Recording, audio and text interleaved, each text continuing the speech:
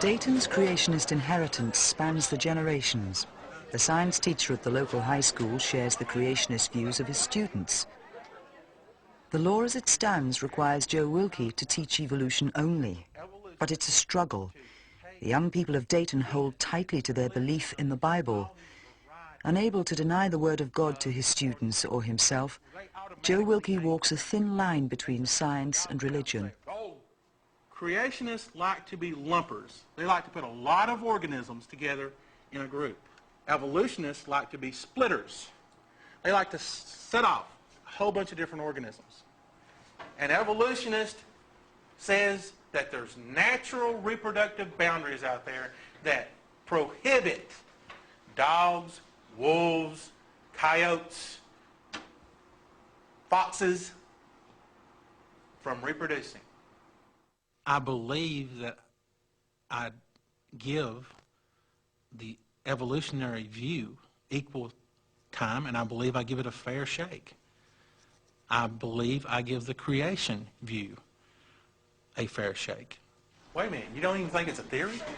Well, I mean, it's not really, basically it's not been proven. We had to be put here, some supernatural thing. We couldn't have evolved from such a simple organism into what we are now. There's no way, the way that they think that it all started. I don't think God has to have evolution to make a world. I don't think a supernatural being has to use a natural process. I know a lot of people that believe he did use a natural process, but I don't personally believe that a supernatural, all-powerful, omnipotent being has to use a natural process to create.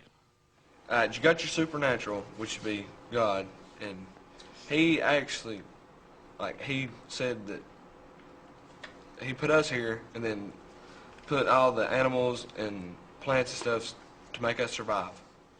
How could I say to a student, your ideas are trash, keep them out of this room, I don't want to hear them. We don't want to discuss that. Don't you know you're being one of those hick hillbillies believing all that religious stuff? How could I say that to a student and look at that student in the eye the next day and say, I respect you as a person? I couldn't do it. We didn't evolve from anything. That doesn't make any sense.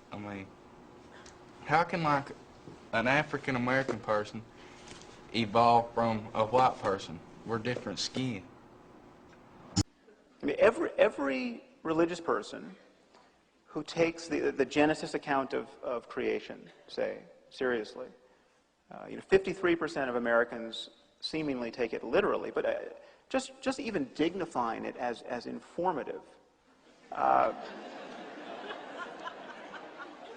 Any person who's doing this is essentially saying to somebody like Stephen Hawking, Stephen, you're a smart guy.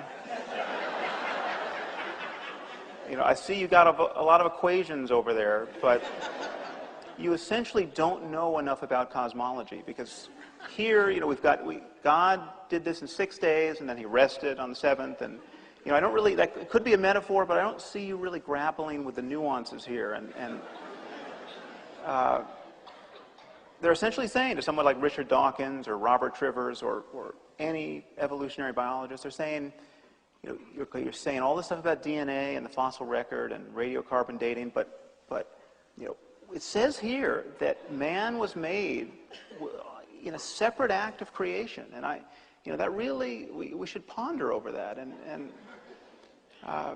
This would be amusing, this kind of covert arrogance, if it were not having such a disastrous effect, if it were not impeding the teaching of science in this country. 30% of biology teachers don't even mention evolution because it is such a hassle to deal with the religious lunacy of their students and their parents. This really is impeding medical research. It really is eroding the prestige of the United States in the eyes of the rest of the world. You saw this recent Republican debate. When asked, how many of you reject evolution? 3 arms go up. This is flabbergasting. These people are seeking the highest not only the highest office in the land, they're seeking more power and responsibility than any person has had in human history.